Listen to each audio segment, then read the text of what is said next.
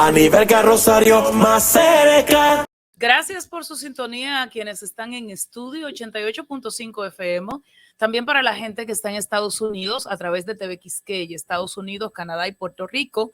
Y en Santo Domingo a través de Ruta 66 Televisión, Circuito Teleduarte para el Nordeste y desde Santiago por Televisión HD.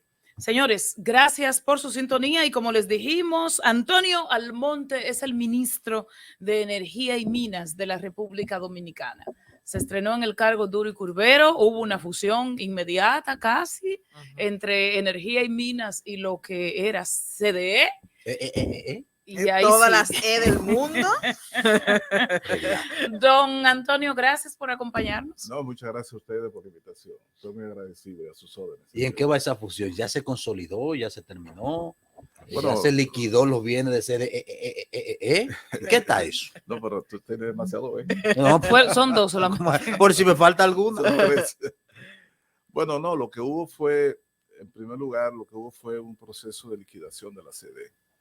Y ese proceso de liquidación de la CDE pues está ya en su fase final. Falta someter un proyecto de ley que está prácticamente listo para que se oficialice por ley esa eliminación, lo que no puede ser de otra manera. Okay. Pero mientras tanto hemos hecho todos los trabajos correspondientes a la disposición de contratos, activos, etcétera. Eso es una parte. La otra parte tiene que ver con la fusión de los consejos de administración de las distribuidoras, que se concretó y se hizo un solo consejo. Y también una transformación a la unidad de electrificación rural y suburbana. Esos aspectos coinciden con el hecho de que en este gobierno se ha recuperado el mandato de la ley 142.13, que establecía al Ministerio de Energía y Minas como el ente rector principal del sector energético del país, incluyendo electricidad. Y ese es el hecho básico que le ha dado un perfil diferente al ministerio en comparación a años anteriores, en donde estaba circunscrito casi a minería, porque la CDE absorbía las funciones en el sector eléctrico. Entonces ahora el ministerio, de ser una entidad relativamente modesta en términos de presencia, sí, se ha pasado la raya en lo que respecta al conjunto de responsabilidades que se le han asignado. Y la cantidad de colaboradores tras esta unificación, bueno, además de que hubo el cambio de gobierno, pero independiente, ¿qué tanto se incrementó por la carga laboral que tienen ustedes y absorbieron todo CDE? En el fondo, lo que hizo fue que se redujo sustancialmente. Ajá. Fíjese usted que la CDE, un mes o 2 meses antes de nosotros llegar, digamos que como el mes de julio, si usted busca el histórico del personal de la CDE, tenía casi 1.500 empleados. La UERS tenía casi 500 y pico de empleados. Un programa. ¿Y el ministerio? La unidad de electrificación rural. Sí. Y en el ministerio tenía como 300. O sea, que el ministerio que era como el papá. No, déjeme decirlo. A ver. Entonces, aparte de los consejos, etcétera. Entonces, estamos hablando 1.500 y 500 son como 2.000 empleados. Sí.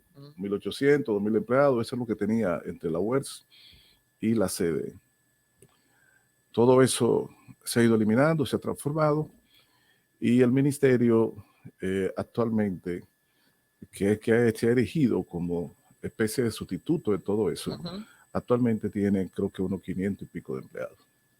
Sí, lo que ha habido una reducción de más de... ¿Y le han pagado prestaciones y demás? ¿Usted no ha escuchado a nadie protestar? No, esa es la verdad. Yo no he escuchado a nadie hablar de que... El personal de la CDE, a final del mes de mayo, se le dio a todos sus prestaciones. ¿Y de cuánto estamos hablando por motivo de prestaciones? No puedo decirle el número, pero es un monto elevado.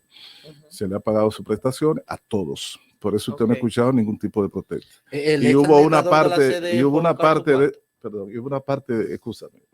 de ese personal que se había formado durante años, claro, un personal técnico, en donde nosotros lo recontratamos para el ministerio, independientemente de sus condiciones políticas, etcétera. Realmente hay gente muy valiosa que se forjó y se formó ahí. Y por esa razón el ministerio pasó a tener un mayor personal, pero quiero decir que en términos netos ha habido una reducción. Pero hay mucho personal especializado que se formó por años y por eso ustedes los rescatan. De cuando Macorís. Así es. Y más así es. atrás. Hay una situación que... Personal de todo tipo, no solamente lo más relevante son aquellos especialistas en energía, pero hay personal del área administrativa, de recursos humanos, legales, que también son muy valiosos, con mucha experiencia, porque son experiencias casi únicas, ¿entiendes? Ok. El petróleo ha subido en el mercado internacional. ¿Cuál es el impacto en República Dominicana? Sobrepasa los $80 por barril. Sí, pero ese no es, y discúlpeme usted, ese no es la fuente de preocupación en absoluto en el mercado internacional, sino el carbón y el gas natural. Esos son los dos. Porque la crisis ahora mismo no es tanto de petróleo, la crisis ahora mismo es de los energéticos utilizados para generación de electricidad. Esos son los factores que han contribuido a un disparo sin precedente casi del precio de la electricidad en España, en Inglaterra, en Alemania, en Francia y en China hasta apagones. La carencia o digamos el recorte en la capacidad de oferta de carbón mineral debido a múltiples razones ha generado situaciones como apagones en China y ha generado situaciones como que en Alemania, Inglaterra y esos países han vuelto otra vez a prender su planta de carbón, a pesar de haber sido los líderes que han motorizado todo el cambio por el asunto de reducir el efecto invernadero. Entonces, yo nada más le voy a dar un dato para que sepa. El carbón que nosotros habíamos presupuestado el año pasado para este año, en función del histórico, era de alrededor de $60 por tonelada. ¿Y ahora? ¿Y cuál es la realidad? 230, $240 por tonelada. Usted está hablando de casi 4 veces menos. 4 veces el precio. Y el gas natural que se mantuvo durante todo el año pasado, de enero a diciembre, en un promedio de $2.1 por millones de BTU, ahora está alrededor de $6 por millones de BTU, es decir, triplicado. Pero el tema no es solamente el disparo del precio. Del precio del carbón. El tema es también que aparezca. Que hay una escasez. Y cuando aparece el carbón viene otra pregunta. Y hay flete, hay barcos. Porque es que China, nada más y nada menos que esta misma semana, lanzó la consigna del gobierno chino a sus empresas de comprar todo el combustible que aparezca. Todo el combustible que pueda. Y a nosotros los pequeños, entonces, ¿cómo eso nos impacta? Rusia ha recortado un poco el envío de gas natural a través de su gasoducto hacia la Europa Occidental. Y entonces, como se avecina el frío, el invierno, o ya está el invierno, pero no se sabe hasta cuándo, y el elemento de generación de la calefacción, fundamentalmente gas natural y en parte carbón, entonces las grandes potencias están acaparando gas natural y carbón. ¿Y qué nos queda? ¿Qué nos queda a nosotros? Una islita bananera. Temblar. Lo que nos queda es hacer los esfuerzos que estamos haciendo precisamente para ver si en el marco de un mercado tan convulso y con potencia tan grande compitiendo por los productos, nosotros podemos abastecernos del carbón. O sea, que no hay condiciones para dar garantías de prácticamente nada cuando hablamos del tema eléctrico. Nosotros hicimos grandes esfuerzos a partir de las dificultades que tuvimos hace unas cuantas semanas con relación al abastecimiento suficiente de carbón de Punta Catalina, fruto del incumplimiento flagrante del suplidor contratado desde el año pasado. En esa ocasión hubo una andanada de ataques contra las autoridades y en particular contra mi persona, acusando de incompetencia, imprevisión, falta de planificación, etcétera. Pero lo hacían sobre todo quizás desconociendo la realidad concreta del mercado.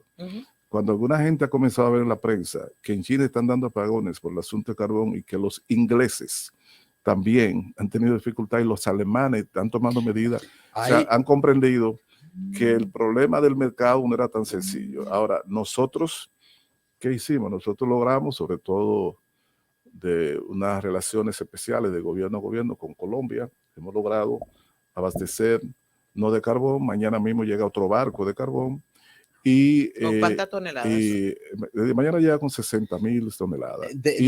Perdóneme, don Antonio Almonte, por favor, perdóneme, Anibelca, ¿de dónde llega ese carbón y cuál ha sido el costo que ha tenido para el país? ¿Por cuánto lo hemos comprado? Mira, el carbón viene de Colombia. Y como se sabe, no te puedo decir exactamente el número excepto el precio, pero como se sabe, los precios del carbón ahora están fuera del rango, precisamente por el escasez que tenemos. Y nosotros hicimos una licitación de urgencia que ya se abrieron los sobres, las ofertas hace unos días, y se va a proceder en estos próximos días a la adjudicación definitiva. Y con esa licitación de urgencia por unas 430,000 toneladas, nosotros tenemos garantizado que debe comenzar a llegar de esa licitación, tan pronto se haga la notificación de quién ganó. Eso nosotros esperamos que a finales de este mes de octubre comiencen a llegar. Señor Almonte. Esos son 420,000 toneladas que seguimos trabajando más para las 600,000 otra, que nos llegan de Colombia. No, más las 65,000 que nos llegan de Colombia. Ese es un proceso que nosotros estamos dedicados las 24 horas a garantizar el abastecimiento de carbón para la República Dominicana por un largo plazo. Si no tenemos carbón, ¿qué pasa? Si el carbón no aparece, si China y Alemania... Bueno, las plantas que operan con carbón no pueden producir. ¿Qué por ciento del Parque Nacional de Generación? Eso es Punta Catalina, eso es Itabo 1, eso es Itabo 2, eso es Barahona Carbón. Dos preguntas. Un momentito, pero ese es si no aparece carbón. Si no aparece el carbón. Pero lo cierto es que nosotros tenemos la fe, porque estamos haciendo las gestiones, ya tenemos acuerdos, ya no estamos abasteciendo de carbón y seguimos trabajando. Cuando yo salga de aquí, voy a un compromiso y después, casi a las 10 de la noche, tenemos una reunión sobre el tema con el equipo técnico del ministerio, porque estamos dedicados las 24 horas del día al tema de garantizarle. Tenemos garantizado carbón por el resto del año, pero nosotros queremos garantizar varias fuentes de abastecimiento. Eso impactaría de lleno la tarifa. Si no hay si esa previsión que ustedes van a hacer no puede materializarse, ¿verdad? Bueno, fíjense, no hemos hecho ese análisis, pero lo que sí le puedo decir lo siguiente: si usted apagó, si no tiene electricidad, impacta todo. O sea, pero hay una situación, si falta el carbón o si falta gas natural o cualquier combustible, impacta todo. Pero los apagones que hemos tenido en República Dominicana en los 2 meses recientes, algunos, de Norte, por ejemplo, los ha atribuido a un mantenimiento previsto. Y estuve en el Cibao en esos días y les puedo decir que se sentían. Edesur también, pero quizás en el Cibao es que más se han sentido. Los apagones que hemos tenido, que mucha gente entiende, inclusive que se han recrudecido, los podemos atribuir ¿a qué? A falta de ese combustible esencial, a un tema financiero, o a una sobredemanda ante la oferta.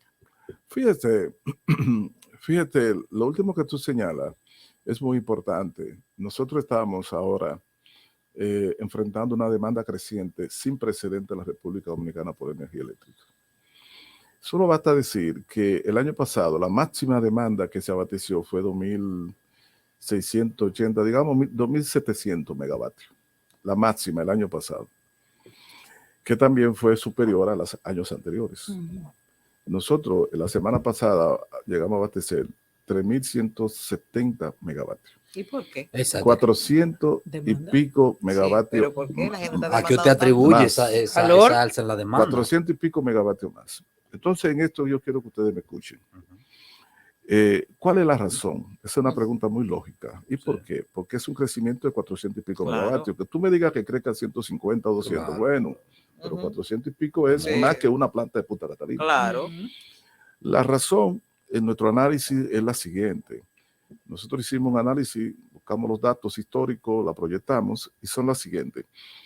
Desde el 2009 al 2019, el abastecimiento de la demanda está registrado, fue en promedio anualmente un 85%.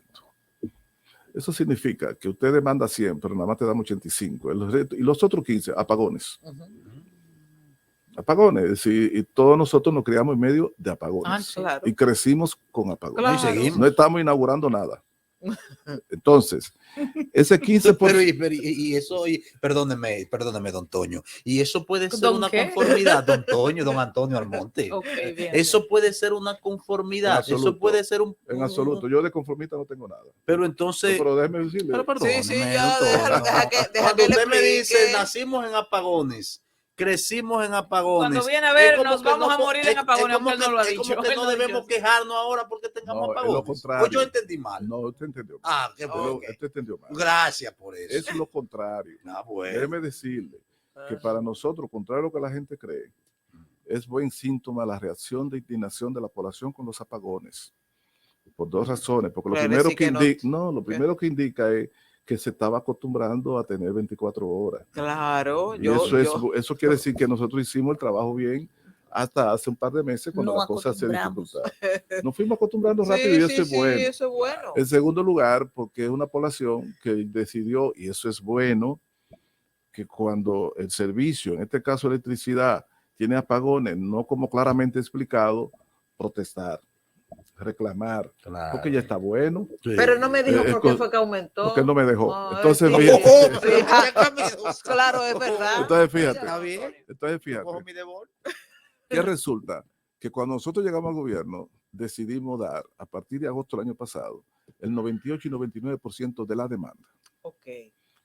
Eso significa que cuando comenzamos a dar el 98 y 99% de la demanda, es que viene una mayor estabilidad en el servicio eléctrico y la gente se fue acostumbrando. Ujú. Ahora, eso significa que fue por primera vez en muchos años que se pone sobre la mesa cuál es la demanda real del pueblo país. dominicano. Ujú. Cuando se decía antes que la demanda era tanto megavatios, esa no era la real, porque No. había un 15% reprimida Claro. que nunca se veía. Que nunca Cuando se dio. usted libera ese 15%, entonces usted se da cuenta que no era 2.700, sino 3.000 la demanda. Entonces, hay una combinación de dos factores. Una, que nosotros decidimos dar 99% de la energía. Y dos, que también la recuperación de la economía a partir de la crisis de la pandemia no puede hacerse si no es con el instrumento fundamental o el combustible fundamental que es la electricidad. La recuperación económica que hemos tenido ha sido posible porque ha habido electricidad. Señor Entonces, Almonte. la recuperación económica más la disposición de brindar el 99% es la responsable de ese crecimiento de la demanda de electricidad. Con su anuencia, y a propósito de la pandemia, debemos comunicar a la gente que nos sigue de más cerca que Antoliano Peralta, consultor jurídico del Poder Ejecutivo, ha comunicado que el gobierno no va a solicitar más prórroga del estado de emergencia y por consecuencia tampoco habrá más toque de queda en ningún lugar de República Dominicana a partir del lunes 11. Esto atendiendo a recomendaciones de la Organización Mundial de la Salud. Recuerden que todavía el 70% no está vacunado en muchos lugares, sí se mantiene distanciamiento, obligación de mascarilla, entre otras medidas. Un paréntesis, recuerde que estamos conversando con Antonio Almonte, el ministro de Energía y Minas de República Dominicana, don Hansel. A propósito, don Antonio Almonte, ¿cómo va el aspecto minero en República Dominicana? ¿Hay nuevas actualizaciones, nuevos hallazgos? Ay, el petróleo. Actualícenos con el tema de las minas, por favor. Mira, ¿Es verdad que no el petróleo? muchas gracias, Hansel.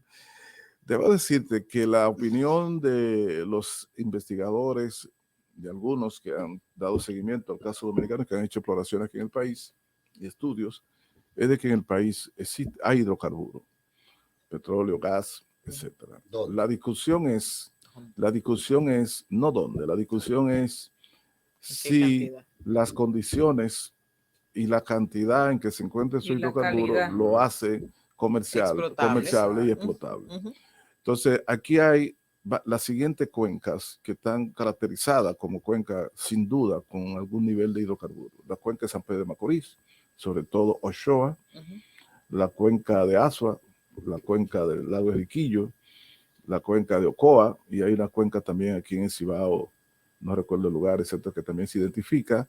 Y esas son cuencas ya establecidas con presencia de indicios de hidrocarburos. Ahora, la exploración de esos hidrocarburos es lo que nosotros hemos iniciado de una manera, la exploración a un nivel sofisticado, con la tecnología, etcétera, a partir de un contrato que firmamos en octubre del año pasado con la firma norteamericana Apache Corporation, que ahora se llama APA Corporation.